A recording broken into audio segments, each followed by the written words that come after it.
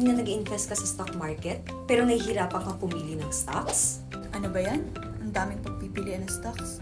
Nakakalito naman to. Ang hirap, diba? Lalo na kung di mo alam kung saan magandang ilagay ang investment mo.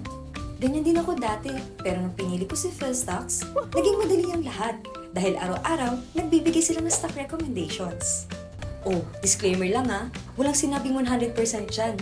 Pero at least, diba, hindi ka na mahirapan mag-analyze. Dahil, ang binibigay nilang stocks ay yung mga inaral na nila para sa atin. Tulad nito, o diba, nakalagay na yung stock symbol, entry price, target price, and potential upside. Kaya kung akong tatanungin, okay na ako kay PhilStocks. Dahil dito, nakikita ko na may paki sila sa mga taong nagtitiwala sa kanila.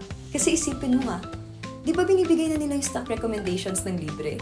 Tapos, tinuturo pa nila kung paano nila nakuha yung mga detalyeng binibigay nila.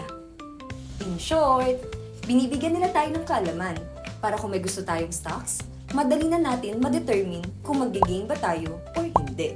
Kaya kung gusto mo rin maramdaman yung ganitong experience, tara kay PhilStocks!